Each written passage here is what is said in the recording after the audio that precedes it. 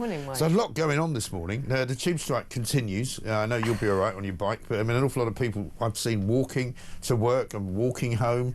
Can't get on buses, you know, can't get on any kind of transport. And it's even more serious than that. You know, I have been cycling all over London and feeling quite uncharacteristically smug. But A, the traffic is gridlocked. Yeah. It really is gridlocked. Secondly, you see really worrying scenes like ambulances caught in traffic. Yeah. I was on the Euston Road, which was basically bumper to bumper, and I was sort of weaving my way through on a bike, fair enough, but it's, I mean, hundreds of people... But not everybody can do that, can they? Not everyone can do that. Hundreds of people at bus stops, waiting and waiting at bus stops, and then literally ambulances coming out of one of our biggest hospitals, UCLH, unable to get through the traffic. Because it gets to a point with traffic where even an ambulance with all its sirens on, who is probably trying to get to someone in an emergency.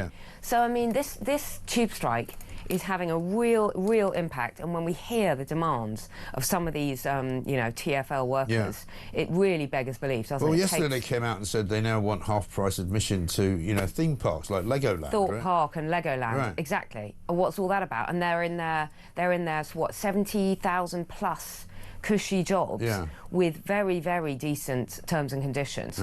While the bus drivers, you look at what the bus drivers are doing out there, and you talk to cabbies as well, they can't get on, they can't do, you know, Uber drivers can do a few jobs as opposed to doing a full day's work. Can't, because I spoke to a black cab driver yesterday, because I took one home, because he's the only one I can get home really, and he was like, the thing is, we don't really make a lot of extra money because we can't go very far, because there's so much traffic. They want to be doing lots of jobs in a day, and they can't when they're stuck in traffic. Exactly. The one person who was also stuck in traffic yesterday was Prince Harry, because apparently now he doesn't get a fast motorcade like his brother. He had to sit in traffic. He was late for one of his appointments. Yeah, he was going up to Nottingham, wasn't he, to hang out with young people and talk about, you know, youth and stuff like that, and give them £1.1 million, I think. Of his own money? Of his own money. Yeah. This is my own money. Also, he's posing with a lot of people in a very dangerous place, i.e. the United Kingdom of Great Britain and Northern Ireland, which is so dangerous he can't bring his family here, and he's just posing around with people he doesn't even know. I don't buy this danger thing. No. I don't buy this. The photos of Prince Harry, do you remember last year when he was over here? And he was on someone's Ringer doorbell. And he was lurching around Chelsea. Running around looking for someone, dodgy as Nobody anything, knows. one morning, you know, in his sort of night before smart suit, looking for someone, looking for the party, looking for something or someone. So I do not buy this thing about his security is at an absolute, you know, is an absolute crisis. Absolutely incredible. He does what stuff. he wants to do. Isn't that crazy? Let's have a look at what some of the people have been saying over the last 24 hours or so since we were last here. Wes Streeting, yesterday, Secretary of State for Health. Yesterday, of course, he had the bad news that his league table's been published, and 4 out of 5 hospitals are failing Britain, basically. Keir Starmer, of course, put out a tweet. Yeah, Keir Starmer put out a tweet saying that he's going to take the best of the NHS and make it and fix the worst of it. Well, unfortunately, there's a lot worse than there is best, so we'll see. But here he is talking about Peter Mandelson's relationship with Jeffrey Epstein. I think our ambassador has been very clear that he deeply regrets ever having been introduced to Epstein, and given what we now know about his horrific crimes, I mean, who would want to be associated with that sexual predator and paedophile? I don't think we should tar everyone with the same brush and do guilt by association. But Lord Mandelson called him my best pal in this letter. I mean, that suggests their relationship was a lot closer than what we thought.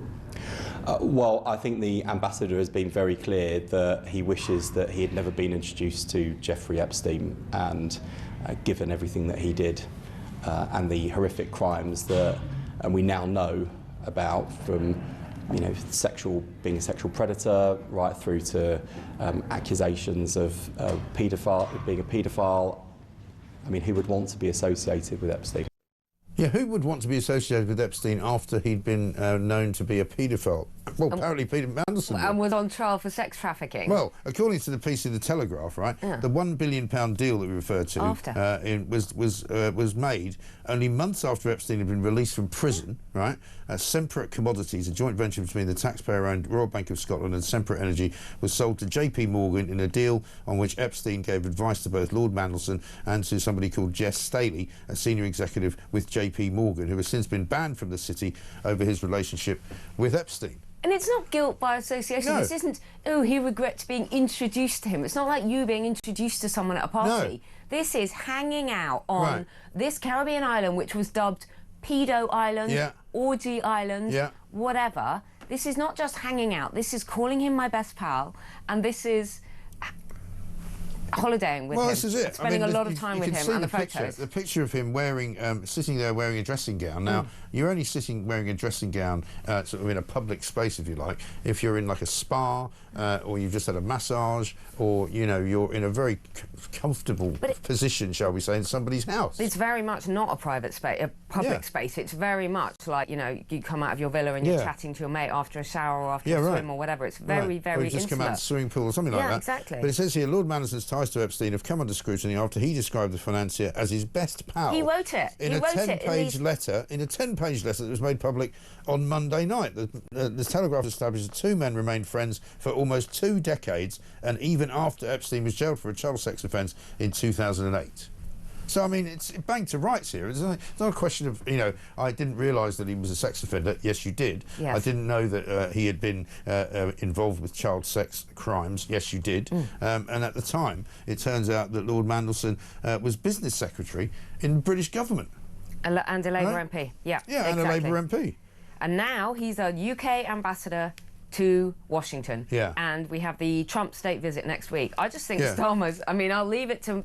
You're talking to Mandelson, I'll leave it to him to explain all this. Starmer, of course. But Starmer's in a sticky position again. Well, of course he is, because as usual, Starmer hasn't got the courage or the cojones to do the right thing, because if he starts having a go at Mandelson and bringing him down, Mandelson's probably got stuff on him, because that's the kind of guy he is, and then Donald Trump will say, I don't want you to go anywhere near this Epstein story, because he's got his own reasons not to want to. But let's have a look what Mandelson said on Sky News when he was asked about it a little while ago. In June 2009, did you stay at the apartment in Manhattan of Jeffrey Epstein? I'm not answering any questions about him. He was in jail at the time for soliciting prostitution from a minor. And my knowledge of him is something that I regret. I wish I'd never met him in the first place. Why did you have an association with him? Because he was in jail at the time. Why did many people meet him? He was a prolific networker, and I wish I'd never met him in the first place. A prolific networker is one way to describe it. I thought he was going to say prolific sex offender. Sex offender, I think, is the words he was looking for. But you see, the trouble is, again, Mandelson, he throws the guy under the bus immediately because he thinks, oh, crikey, this could go somewhere bad. He can't get away from this one, I'm afraid. You know, Mandelson, throughout his career, has had terrible judgment. You know, he had to resign from government twice, usually over financial misconduct. And the trouble is that people like him love hanging around with rich people. Doesn't care that the bloke's a convicted paedophile. He's got loads of money, he's got a private jet, and he's got a private island. And I'm just going to hang with him. And I'm just going to go on holiday and hang out on his island, on his private island.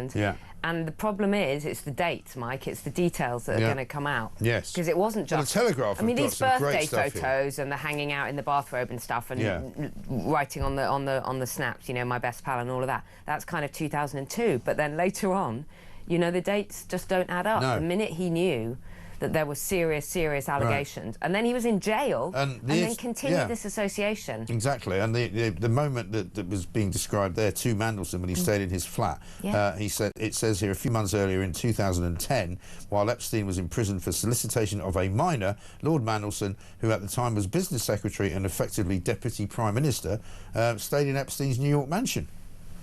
As you say, big, did you not think big houses to stay in, rich Jeffrey? People to hang out with. People to cook your breakfast, as we see in some of the photos.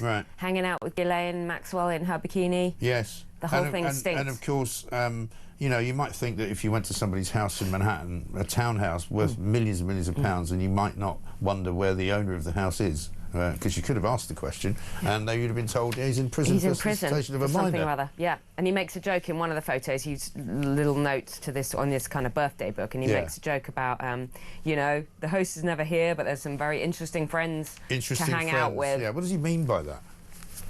Very strange. But it was all very funny. Yum. Yum about one of the houses. It's all very funny at the time, and now he's absolutely squirming. And the picture on the front of the Telegraph has got him absolutely laughing. He's not having a serious conversation with Jeffrey Epstein. I think you really need to reform your ways. It's not that kind of conversation, is it? It really isn't.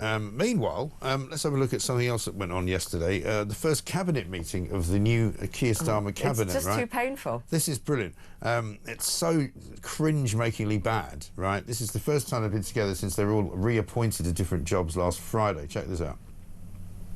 Well, good morning, colleagues. Let me welcome you to this cabinet team and to the next stage of our journey as we move from the stage of fixing the foundations now on to the stage of national renewal.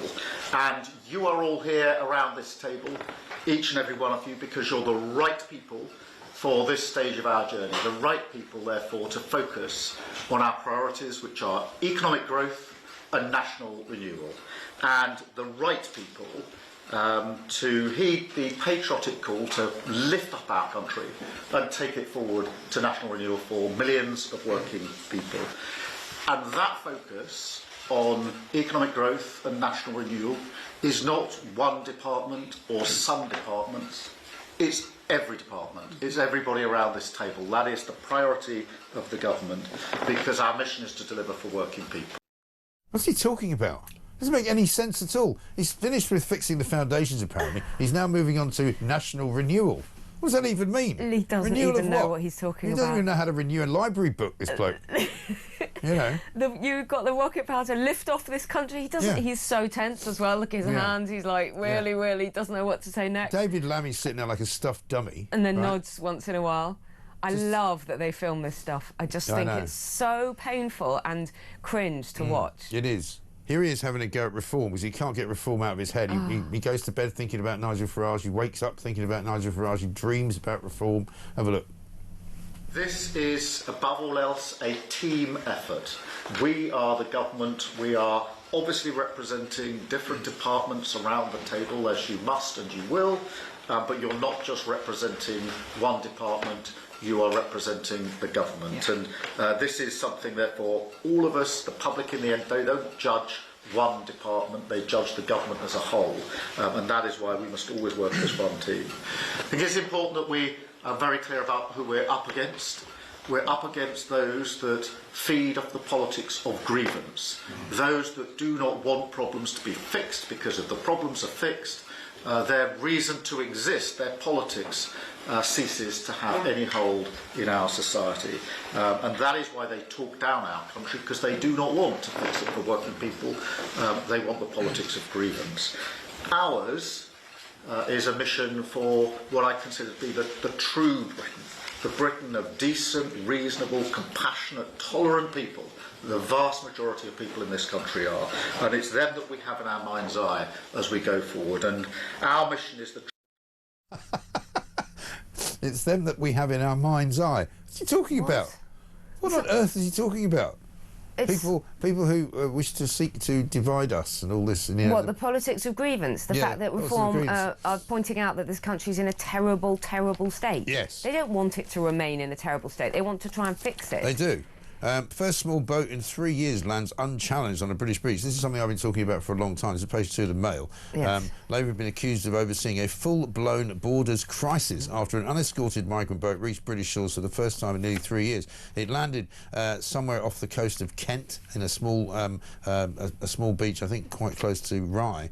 And I've been saying this for years, that, you know, because I know people that live down there, and these boats arrive all the time. The fact that they're saying it's the first time in 3 years, I can't speak for that. But certainly it was happening many times back in 2022, 23, around then, because it's such a flat space of beach and it goes for miles and miles and miles. And if Border Force don't pick these people up and they get to the beaches on their own, they literally just jump out of the boat and run into the town. Also, Mike, I would very much doubt this is the first one in 3 years. I would doubt that because as well. There will be arrivals at night, there will be, as you say, if you're able to land easily and you just scarper, I don't know what they do with the boat, but anyway. Well, they just leave the boat there, it doesn't matter. Because at the end of the day, and it's not a rocky terrain. Exactly. It's flat shingle beach or sand, and you can just land the boat and get out. Well, I think, you know, we're going to see more of this, aren't we? And then we really are. I mean, our borders are out of control anyway. We know that.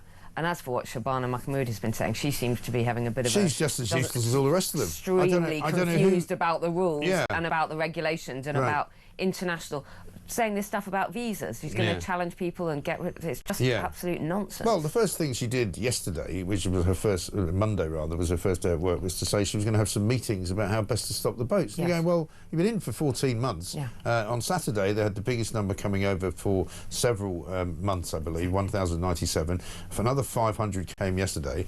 So we're really ratcheting up to record numbers of just even, I think people, I saw one statistic today that says the number of migrants arriving since she became Home Secretary is up by 5 times more than it was. So brilliant. Here she is tweeting out something on the state of our illegal scenario. Here's what it says. I was appointed Home Secretary with one clear priority: tackling illegal migration. The government has already laid the foundations. We have lifted removals to 35,000 people and struck a historic agreement with France. But the challenge that we face is considerable and we must go further. That's why I have hosted our Five Eyes allies: America, Australia, Canada and New Zealand.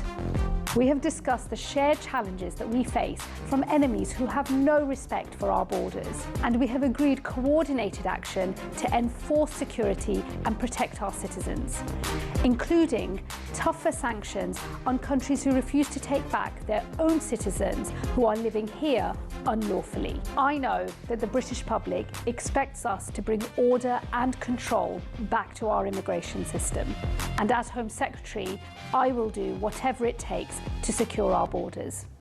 Sounds a bit like Destiny's Child number, doesn't it? You get Beyonce coming out of at the end of it. She's talking about enemies now. Enemies. And why is she talking to Australia and New Zealand and America and Canada? In what way is that going to... Nobody's coming from there. In what way is that going to stop the illegal migration? It's not. And also, is she claiming that she had that Five Eyes summit yesterday? Or the day before, I don't know. And they put together that little documentary, which you and I both know would take a day to shoot. She's also claiming absolute nonsense. They got rid of 35,000 people, which was the figure they had last November, which hasn't changed. Which hasn't changed. And most of those people, apart from 2,200, were voluntarily removed because they wanted to go home. And it's the same guys as well with their blue plastic bags blue again. Plastic bag guys, I mean, they're going to be asking for repeat fees, the Blue aren't Man they? Group. We might as well have them doing it. You know, unbelievable this is stuff. absolute nonsense. And as for, sorry, Mike, but as for this historic deal with France, the historic deal that literally has deported nobody, the one in, one out. Yeah. Is that the historic deal? And the deal? one that's also caused the collapse of the French government. Yeah, fourth Prime Minister in a year. Government has now collapsed completely. Anyway, listen, Emma Woolf is here. As you can see, we're still just pretty much in the same chaotic state that we were in last week before the last cabinet reshuffle, which I guess was phase 2, I think. I'm not sure whether we're now at phase 3. 53,407, there's a migrant tracker for you, have come into this country. And I'm going to tell you when we come back about something that will really wind you up, and that is that some migrants now, 200 of them, have decided to take legal action against us, the taxpayers, because what they want is compensation for being unlawfully detained in inhumane conditions in the Mandelson Migrant Centre in Dover, where they, of course, get processed before they get sent to an asylum hotel. Unbelievable stuff, isn't it? 24 minutes past 6, back after this.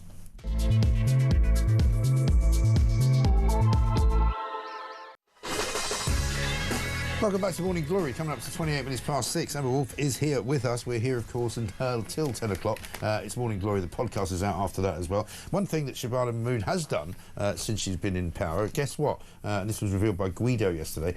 She's setting out a stall to hire a net zero officer for the Home Office for 48,000 quid. Guido's worked out that for that money you can actually hire a border control officer or perhaps buy 150 ultra covert body armour pieces to wear for police officers, or purchase 68 tasers. But instead she's got a net zero officer. Yeah, but remember, Mike, we have to live within our means. Oh, yes. That's what the Chancellor tells us. Yes, let's we talk all about have to live within our means, but they don't. They don't. So how do you get a Chancellor, Rachel Reeves, who's borrowing the equivalent of 20 billion a month, right? Which means that the £50 billion black hole now, by the time she does her budget, will be closer to 100 million, right? She's told cabinet ministers that their departments must live within their means. Rising borrowing costs are putting mounting pressure on the public finances. Yeah, and there's really? There's always money when they need it, and I won't get started on foreign aid and all of that, but there are always billions when they need it. Yes. But not for British people, of course. Oh, of course not. No, not for our education system or you've got plenty of money for the migrants, or anything like and how that. about this, right? The chief of the Confederation of British Industry, also not somebody who's on our side. This is somebody called Rain Newton-Smith. Says the time for tinkering is over, and the Chancellor should tear up Labour's manifesto pledge not to raise taxes on working people. I.e., the CBI says put taxes up. Exactly. What's wrong with them? Break your pledges. It's fine for us. We don't care. Raise taxes on working people. Yeah. Absolutely outrageous. It's going to be a very, isn't it? very painful few months. It's going to be a very painful budget for a lot of people. Yeah. Business leaders are concerned about the prospect of more tax increases. Lord Rose of Monudon, he's a former chairman of Marks and Spencer's and Asda, said that Britain is on the edge of a crisis and has called for radical action to spur economic growth. Trouble is, none of these Labourites know how to create economic growth because they don't understand it. Well, this is Stuart Rose, right? Yeah. This is Stuart Rose, who actually, whatever you think of him, ran M&S and I think Asda as well, successfully for quite a few decades. Yeah. I think he knows a little bit more about how to make money and save it and how to run a business than Rachel Reeves does. Yeah. Rachel from Accounts. Are we still allowed to call her that? Oh, I call her We'll that. get sued. Yeah, well, why? That's I what called she her is. Rachel Thieves the other day, and I was told that it wasn't allowed on air. Oh, really? Well, that depends where you're on air. It's allowed here. How about MasterChef? Let's have a look at that. Front page of The Sun. Greg Wallace is suing the BBC over his sacking from MasterChef. The furious former host has lodged a lawsuit at the High Court saying, "I will not go quietly." You know that thing about when you're in a hole, stop digging? I don't think there's a lot of public sympathy or love for Greg Wallace. He's shown himself to be quite strange. Yeah. As you say, it's based on, he wants all these documents released. God, it's more exciting than Epstein. Yeah. He wants all these documents released. People are saying things could go nuclear. He's lodging a disability claim over his autism. Yeah. The autism which suddenly popped up, and he said they should have known about it, and that would have stopped him, I don't know, running around studios, allegedly. Taking his clothes off. Yeah, and harassing... putting strange things on strange bits of him. Yeah, absolutely. That would have stopped it all. If only they'd known. Yeah, here we go. In a statement issued after his dismissal, Wallace said, "My neurodiversity, now formally diagnosed as autism, was suspected and discussed by colleagues across countless seasons of MasterChef, yet nothing was done to investigate my disability or protect me from what I now realise was a dangerous environment for over 20 years. Wait, Do me a wait. favour. So I was neurodivergent. Excuse me, was he not paid to do this job? Yeah. Did he do it for nothing? I'm neurodivergent, and this was suspected by people who said I was weird, and they didn't tell me, and it was a dangerous environment for me. I mean, are we literally in a new age where there is no personal responsibility for your behaviour? Yeah. And it's interesting, though, the BBC reaction, because Tim Davies kind of come out and he's trying to sort of, he says, I'm rushing towards it, I'm going to meet it head on, you know, I'm going to investigate all wrongdoing, and he's kind of preempting what I think is going to be an almighty storm. Yeah, well, he was in front of a parliamentary committee yesterday. Yeah. He says, I'm not mucking around, I'm going to, in his bid to clear out sexual harassers, he says, we may see more things coming out because in some ways I'm asking for it and running towards the problem. Well, except for the fact that Greg Wallace has apparently asked for permission to see all these documents. So if all these documents exist about whatever it is that he wants to see, how has Tim Davie not seen them? You know? Well, and why did he not know? Amazing that he's clung onto his job through all of this. Really is. Absolutely incredible. I think we got a clip of him actually from yesterday in front of the committee. Have a look. Are you able to assure us today, are you able to give us your categorical assurance that whenever we next have you in front of us, there won't be a scandal of BBC talent abusing their position, which you need to apologise for? We are seeing people call it out, and that is a positive change, but it's ongoing work. I don't think you can change culture in 6 months and suddenly say nothing's going to occur. We may see more things coming out because in some ways I'm asking for it and being utterly transparent and running towards the problem. That's what we need to do. That's what we need to do. I mean, how many more of these hearings do the BBC have to appear in front of before they actually do anything? Because they don't seem to do anything. They just keep saying they're going to do something. Amazing that he's still there. And it's Samir Shah, who's the chair now of the BBC. He came out yesterday and said we've got to cater for reform voters, suggesting that they don't at the moment. Why do they have to cater for specific voters? Where's the balance? What does that mean? Where's the impartiality? Why haven't they just catered for the people of Britain? Yeah. Why do they have to cater especially to reform voters? And report the news. I know. It's weird, isn't it? Very odd. Very strange. Let's see, what else have we got? Rachel Reeves responding to questions on the IMF bailout. Have a look. The country would have heard what the leader of the opposition said today, talking down our economy in a desperate attempt to get attention. The truth is that the benches opposite know that it is not serious and it is irresponsible. The only thing in Britain that needs a bailout is the Tory party from its failed leadership. Just off one. Yeah, that'll come back and haunt her, won't it? The only thing that needs a bailout is the Tory party. Well, when she has to go and get the bailout, we'll play that again. Absolutely. It'll be in about a month's time, probably. Exactly. Unbelievable. Absolutely incredible stuff. Meanwhile, Starmer's in more trouble from the left-leaning ladies, isn't he? There's a big spread in the Daily Mail saying that sick of this. Why do they have to be women? Why do they have to be working class? Can't they just be decent, like, politicians? So we've got Alison McGovern, the housing minister. Don't know much about her. Belle Ribeiro Addy, hard left candidate who calls for slavery reparations. Lucy Powell, who got sacked in the cabinet reshuffle last week. Stella Creasy, who says she's independently minded. She's the one that wants to breastfeed her child in a chamber, isn't she? She's basically as painful as Angela Rayner. Stella Creasy is one of them. Bridget Phillips, an uber-ambitious education secretary, looks set to be Keir Starmer's preferred candidate. Paula Barker, I don't know her. Don't know. A welfare rebel. And Emily Thornberry. Lady Noogie. Who would be the funny... Champagne socialist. Hilarious She winner. would be great fun. It would be really funny. She's just a nightmare.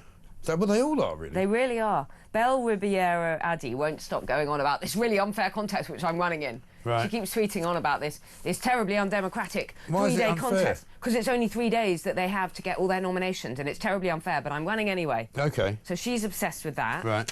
Bridget Phillipson has the kind of metalhead bob, doesn't she? The Lego bob. Yes. A bit like Rachel Reeves. Bit like Rachel Reeves, yeah, but even more so. And actually, let's talk about what Bridget Phillipson has done. She's basically destroyed, you know, the education system, gone to war, class war on people who save up a bit of money to try and send their kids to private school. She's got children being bussed all over the country. She's closed down some private schools. Loads of private schools are closed down. Basically, children have lost their friendships, their continuity.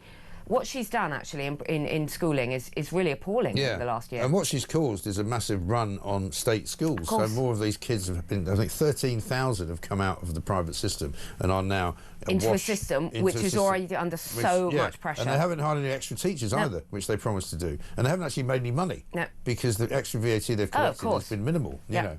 Absolutely ridiculous. Pete in Swansea says this: know a man by the company he keeps. He used to be known as twice disgraced Peter Mandelson. He's now 3 times disgraced Peter Mandelson. And Gaynor in Nottinghamshire says, great show, Mike. How dare the illegal migrants take us to court to get money off us? Our country is in an emergency crisis, and I think it's time we started claiming foreign aid from somebody. Or maybe so. Why don't we start fining these countries that keep letting these people come and visit us from overseas? If we had any cojones, we would be taking... But can we talk about that one? Because we didn't actually talk about the migrants who are basically trying to sue the Home Office. They want compo, don't they? They do. For things like, they claim at Manston Migrant Centre, where they were being processed, they claim sexual assaults, physical abuse, disease-ridden conditions. Yeah, they all got diphtheria, didn't they? It was dirty and cold. Any chance they brought the disease with them? I wonder. You know. It was dirty and cold. It wasn't quite warm enough for them. Oh, dear. And there were thefts from guards. So they want compensation now. Right. And what sort as of well lawyer, as accommodation. But what sort of lawyer would represent somebody like that in this country? Because I said this yesterday on Jeremy Carl's show, you know, we should go after these lawyers because they are emptying the public purse of money to give to illegal migrants who are technically criminals because they didn't like the way they were treated when they were fleeing war and torture and supposed, you know, persecution. Well, I'm sorry, if you're fleeing war and torture and persecution, as long as you're not getting that wherever you are, you should be happy, shouldn't you? There are many, many lawyers, aren't there, who are making a lot of money out of this racket. I know, it is a racket. Out of the human rights appeal thing. Absolutely right. Listening to Starmer shows what an arrogant idiot he really is, says Paul from Murcia. And another Paul in Staffordshire says, what a load of BS word salad from two-tier Keir, the most useless Prime Minister ever. And what was really worrying about that cabinet meeting, he was talking to them as though it was the first day of school and he was introducing them, or even first day of government. But it was pretty pathetic. It was sort of 7-year-old stuff. This is what we do, and you all have your own departments, but we're all responsible for the whole success of the government. This is really embarrassing for a man who's been in power now for a year and a half. He's fighting off crisis after crisis. What is he on phase 3 now? Is it this week is phase 3? He hasn't mentioned it's phase 3, but I think he's kind of trying to make everyone forget that phase 2 didn't go that well. But how long did phase 2 last? It was last week. 4 days. Was it renewal? It was 4 days. What was it? What was phase 2? Well, phase 2, I don't know what it was, but it was when Angela Rayner resigned as Deputy Prime Minister. Suddenly we were into phase 2. Maybe it was the post-Rayner, post-modern era. Yeah, could be. Absolutely incredible with stuff. A bunch of now, crowds. Here's one. I didn't spot this. We might have to have a second look because, according to Darryl in Blackburn, he says, "Morning, Mike and Emma. I can't believe the narcissist Starmer actually has Sir Keir Starmer written on his cup in that cabinet meeting clip. Can we? Is there any chance we can hone in on that? Apparently, it says Sir Keir Starmer on it. Who has a cup with a name good morning, on it? colleagues. Ludicrous. Let me welcome you to... I mean, even your child. No, even my 5-year-old has that. No, I mean, I don't think I've ever had a cup with my name on it. Never. Maybe one with Mum. Is it that? Yeah, it does. Apparently it's true. Christian, we can confirm that Keir Starmer's got a cup with his name on it. Well, Darryl... Has he also got his name sewed into the back of his jacket? you know, in case he loses it at school. So cute. And his underpants. Oh, my goodness. Hey, do you think he's got Daryl, you have very good eyesight, Well but done, that is Daryl. absolutely pathetic. Spot It's of the also, morning, Mike, that. it's the kind of thing, if you have mum or dad written on a mug, it's the mug that you put right to the back of the cupboard. Yeah. The idea of having one with your takes some name work. on it. It takes some work. Yeah.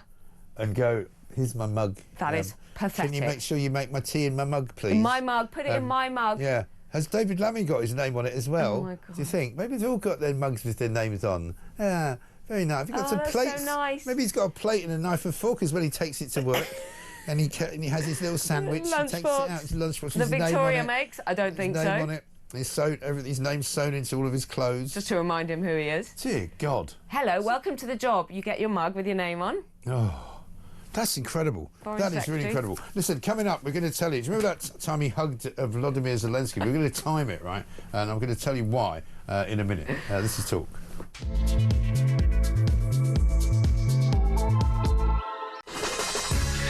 Welcome back to Morning Glory, 6:42. Emma Woolf is here with us. Mike, is Starmer the most cringeworthy person ever? I wonder if he'll start handing out colouring books and crayons, says Andy from Sheffield. Starmer talks absolute dribble. Keep calling the wrong ones out. Yeah, absolutely ridiculous. Now, you know what they do need? Go on. They need peg. A peg with your name on it. That's the big thing about primary schools. You find your peg with your name above it. Find your peg. Don't use anybody else's peg. That's what Starmer needs. You don't use the wrong peg. That would be wrong, wouldn't it? The pegging scenario.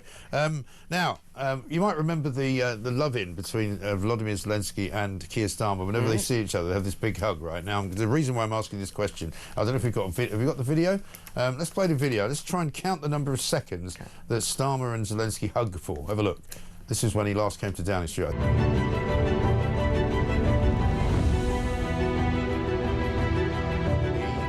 3.5.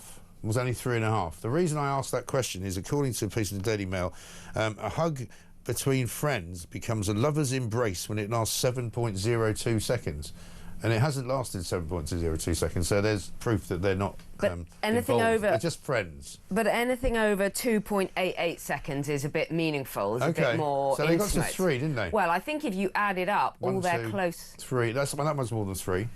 If you add up all their close body contact, it would be probably minutes. Here is Macron. 1, 2, 2 and a bit, 3, still there, 4, 5, 6. Oh, could be 7 there. That could be 7. Yeah. Let's see, it's Macron. It's him. There we are. You're in, mate. He's in. This is great. And we just keep playing this all the way through the show. So anyway, according to this study, it says here, the next time you want to... Professor Sebastian Ocklenberg of medical school in Hamburg, Germany, less than 3 seconds, you're clearly in the friend zone. 7 seconds or more, they may have more feelings for you than you might have thought. Yeah, the next time you want to know if someone likes you as a friend or maybe a little bit more, pay attention to how long they hug you when saying goodbye. But what I does mean, it mean it's if you lend them your cup, which has got your name on it? Yeah. A cup of tea in your cup. It's kind of obvious. If someone grabs you and holds you for over 7 seconds... It's a bit odd, isn't it? Yeah, it would be quite a... I mean, that is quite a long time. Yeah. I think, you know, in terms of the physical contact... Well, imagine at work, right? If I came up to you in the morning and sort of gave you a hug and I was still there 7 seconds later, that's you'd what be I mean. going, you know, oh, excuse me. It's quite a long Get time out. to cling to somebody. Get her off me. Yeah. Wouldn't you? I think so. I would. I mean, nothing personal. No, of course. But I think also there's just a lot of physical holding and clutching with Zelensky and Macron. Yeah. Even whether it goes weird, into a sort of bro, you know, the fist bump and all of that. Yeah, it's very He's odd. always clinging to them. It's very strange. Very strange indeed. I guess we better talk about Israel and Qatar and Donald Trump. Front pages of a lot of the papers today. Front page of the Times. Israel risks Trump's wrath by hitting Hamas in Qatar. The Telegraph goes further and says Trump condemns Israeli airstrike on Qatar. Trouble with all of these things, there's a lot of posturing, isn't there? Yeah. You know, like so America knew Israel were going to do it. Yeah. Some people say Qatar actually knew they were going to do it because nobody, it would appear, serious has been killed. No, exactly. Well, Caroline Leavitt, the White House spokesman, has been very clear that she said it does not advance Israel or America's goals. And also, this was a strike in a neutral, in a sovereign third-party country. Yeah. So it does, you know, it does raise serious questions. It doesn't make, it's sort of been international outrage. It doesn't make Netanyahu's position any easier. And the other thing, Starmer was very heavily criticised. He didn't know anything about this. Right, but He's so out of it. also 2 days before, there were 6 people gunned down in Jerusalem. Yeah.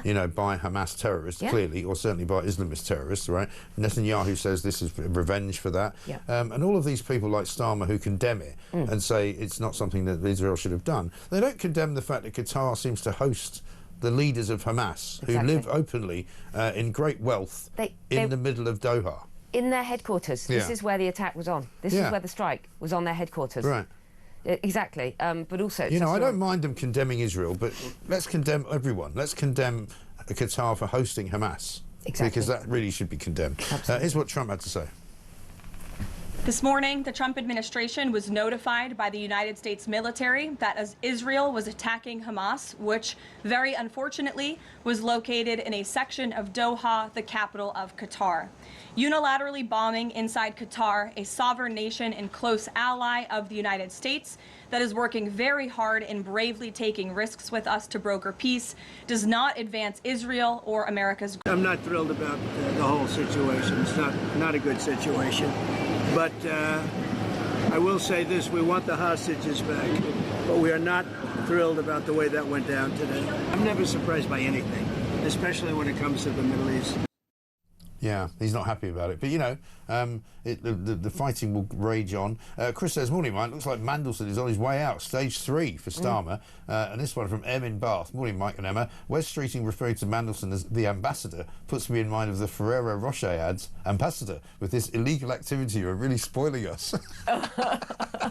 That is great. You can see him as a sort of ingenious kind of, Uriah Heep figure. Absolutely. Remember when he was in the White House, when Starmer was there, and he was kind of standing at the back, so almost rubbing his hands. Oleaginous. Yeah, just kind of like, but the also, oil literally dripping off love that. You can absolutely see him in a bathrobe eating Ferrero Rocher as the ambassador. No, being fed official Ferrero Rocher by somebody, by someone, one of Epstein's minions. Bob in Chiswick says, Mike, West Streeting says, who would want to associate with? Why is Streeting giving Mandelson a free pass? My God, if he's scapegoating for Mandelson, I worry whether Labour should be allowed to organise the remit for the grooming gang inquiry.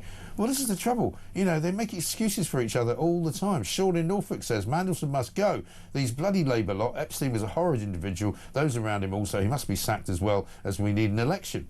I mean, we really do. We really do, Mike. And you've been saying since the beginning, they're not going to last, they're not going to last. No. And I just keep praying and hoping that you're right. And we're not. They're clinging on. It is extraordinary, isn't it? It's very, very painful to watch. It really is. Now, we're coming up to yet another break, so let's just have a quick voice note from Mark. Morning, it's Mark in Lancashire. So we've finally found out why this Tim Davie idiot wears white trainers with a suit. Because he's running towards problems. Yeah, that's why he's got to run. That's why he wears his white Adidas with a blue suit looking like a clown. Absolute idiot. Mark, brilliant. I mean, this is the trouble with these. You can't take them seriously, can you? I mean, they all take themselves terribly seriously. They all think they're really, really important people. And they're all paid an awful lot of money by the public purse. But they're all useless. It is an absolute... Literally useless. I have to agree with Mark. It's a total clown look. I like the look of a good suit with a pair of very, very white trainers, but it's absolutely... No, it looks good, style-wise. Yeah. But it's not appropriate. If you're being paid, I don't know, $1 million, $500,000, $2 million, whatever Tim Davie is paid, it's not appropriate to wear trainers to work. Yeah. Put a suit on if you're going to go to the House of Commons. Also, go to the House of Commons. Yeah. I mean, come on. Facing a select committee, go and put some proper leather shoes on. Yeah, absolutely right. Tie-ups. Maybe they can't tie them up. Maybe not. Maybe Velcro. Deborah in Essex says, morning, Mike and Emma. Did these illegal immigrants sue France for the appalling conditions they were in? Just a thought. It's a good question. It's a very good question. That's what I keep going back to. In France, they're intense, They're intense along the coast. Right. Here, and there's sexual assaults going on all the time there. Of course there are. And here they arrive and they're immediately... And do you know what's really interesting, Mike? Cycling around London, as one has to at the moment. Cycling around London, they're clearing the tent encampments from, the centre of London. Yeah. Like places like Euston and places like Mayfair and Park Lane. And then they're springing up again. Days later, the tent encampments are coming back. No. So the police There's a lot of it going on. Whoever's doing it, the police are basically totally Somebody powerless. said to me that Somebody said to me the reason for that is that they've somehow done away with or completely revamped the Vagrancy Act so that now people can just sleep rough and there's no problem. But let me come back to you with that one as well. Peter says this, the BBC says it will be taking care of reform voters. Is that the taking care in the mafia sense, as they used to say in Pulp Fiction? Never mind, 6:51, back after this.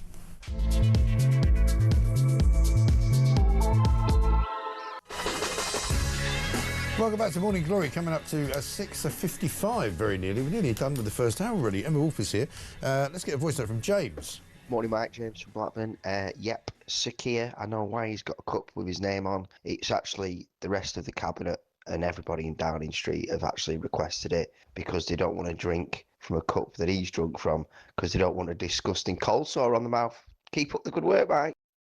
Brilliant. See, they remember everything. That's really mean, James. It's very funny, but it's mean. There's the cold sore. Do you remember that? It's not. No, that's mean. That is absolutely no one can help having the herpes virus complex simplex, whatever they call it.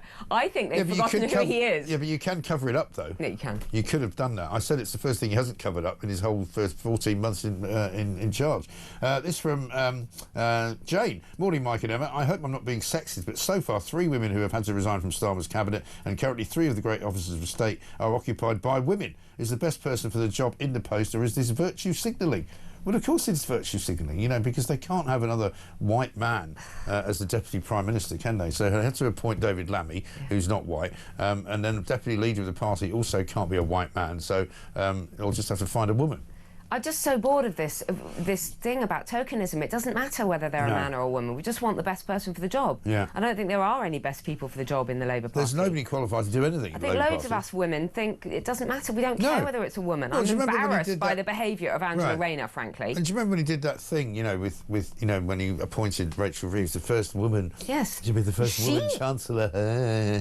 You know. She went on and on and on about that. Yeah. She literally said she was the first woman Chancellor, I think, in 200 years or something since Shakespeare. Or, I mean, she had the most bizarre. Yes. Now, here's a story that's an unusual one. From the page 11 of The Sun, the world has got more fat than starving children for the first time, according to UNICEF.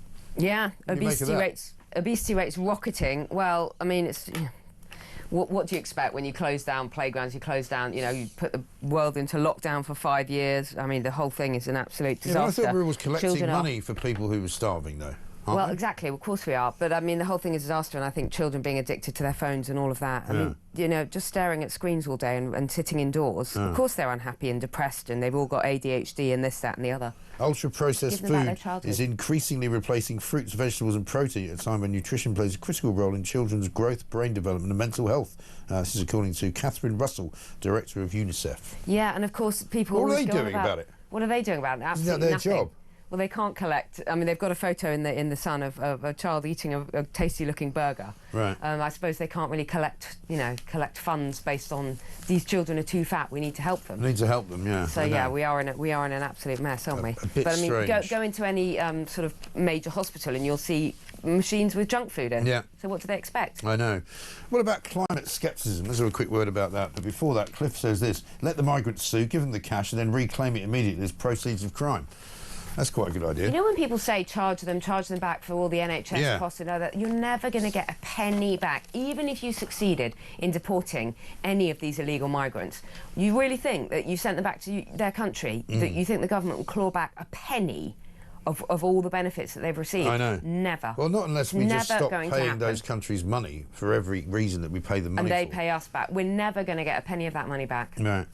Front page of the Times, the number of Britons who think the dangers of global warming have been exaggerated has jumped by more than 50% in the past 4 years. Good. Sanity is finally returning to the world. Absolutely. And people are fed up with being told they can't, you know, use their car that is only a few years old. They're fed up with being told they can't drive here, they can't drive there. Yeah. The whole thing has been a real industry, hasn't it? Oh, totally, yeah. The climate hysteria. Not that there aren't issues to discuss, but the climate hysteria has been an absolute... Well, it's been a business, a racket for so many people who have made bucket loads of money out of it. What about GB Energy? Have you got any update on that fellow? Jürgen. The one who said... Jürgen, our friend Jürgen. Actually, we haven't talked about Jürgen for a while. Maybe he sits in that massive office in Aberdeen going, I don't know what GB Energy does, don't ask me, I just take the salary. We don't do anything to be the prices of it either. And also, I mean, he doesn't employ... I think they've got one employee. Well, maybe we'll check the situation's vacant, because that's what we normally do, see if anybody's going to go and work there, but thank you.